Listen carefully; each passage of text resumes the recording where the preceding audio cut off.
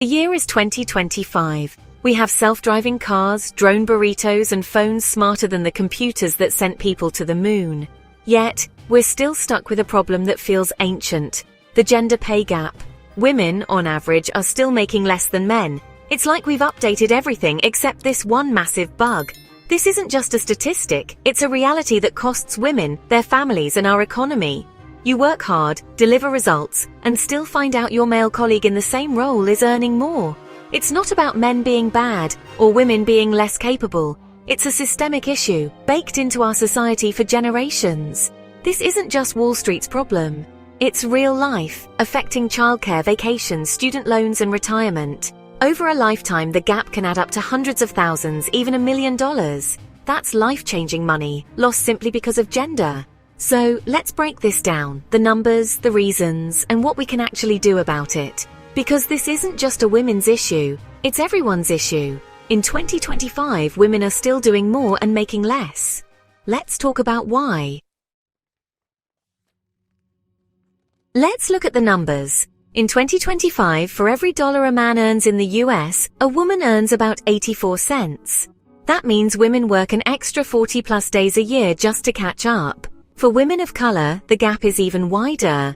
Black women earn about 67 cents, Native American women 60 cents, and Latina women just 57 cents to a white man's dollar. That's not a gap, it's a canyon. Some say, but what about different jobs and hours? Economists have controlled for that. When you compare men and women with the same job qualifications and experience, women still earn less, about 99 cents to the dollar. 1 cent may sound small, but over a career, it's tens of thousands lost. The numbers don't lie. This is a persistent, documented reality. It affects women in every industry, at every education level, in every state. From baristas to brain surgeons, the gap exists. Acknowledging these facts is the first step. We can't fix what we refuse to see. Understanding the scale fuels the fight for a solution. Here's where it gets infuriating. The pay gap exists even when women and men have the same job, experience, and qualifications. Occupational segregation is real. Fields dominated by women are undervalued and underpaid.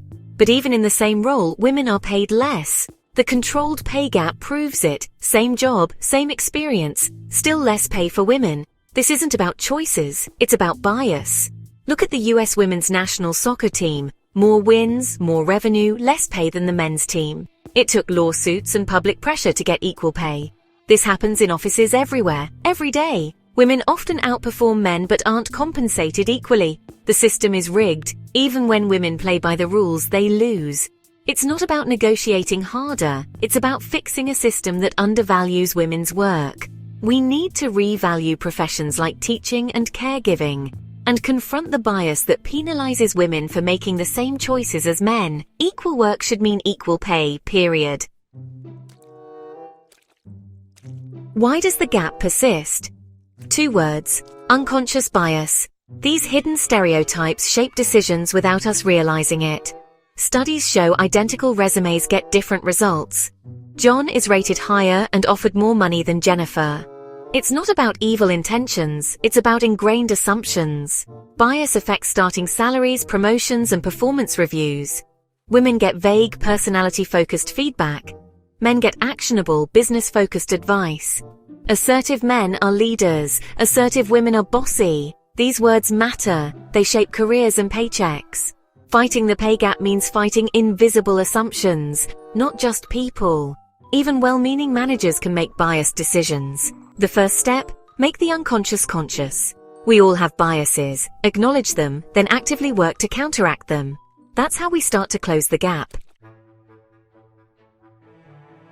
Let's talk about invisible labor, the work that doesn't show up on a job description. Women do more office housework, planning parties, taking notes, mentoring, and more. It's essential but rarely rewarded with promotions or raises.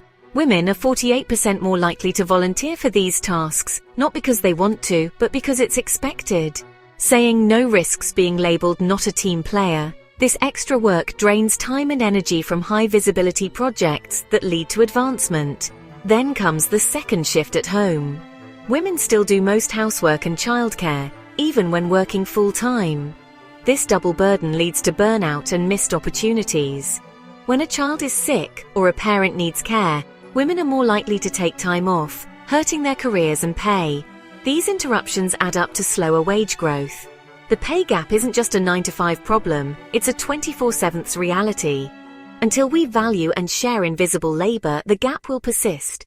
Real change means recognizing and redistributing this work.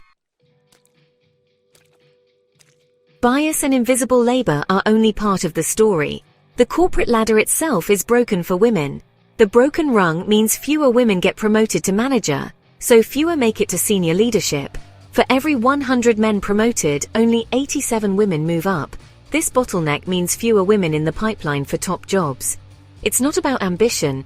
Women ask for promotions as often as men, but face more resistance. Those who do climb higher hit the glass ceiling, an invisible barrier to the top. By senior VP, women hold just 28% of roles. In the C-suite, it's even less. Men are promoted for potential, women for proven results. This cycle keeps leadership and pay decisions overwhelmingly male. Fixing the ladder is as important as helping women climb it. Change the structure, and you change the outcome.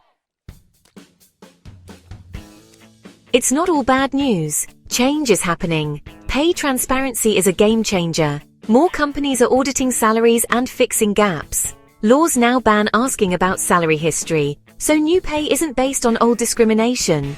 Countries like Iceland require companies to prove equal pay, or face fines. Movements like #MeToo have forced conversations about respect and power at work. Companies are offering paid parental leave for both parents, helping to reduce the motherhood penalty. Flexible work, subsidized childcare, and results-focused policies are becoming standard. These aren't perks. They're essential for a modern workforce. Progress is slow, but momentum is building. Legal and cultural shifts are making a difference. Accountability is up, and the conversation is louder than ever. Change is possible, and it's already underway. The future can be fairer if we keep pushing. So what can you do? Knowledge is power. Research your market rate, talk to colleagues, and always negotiate.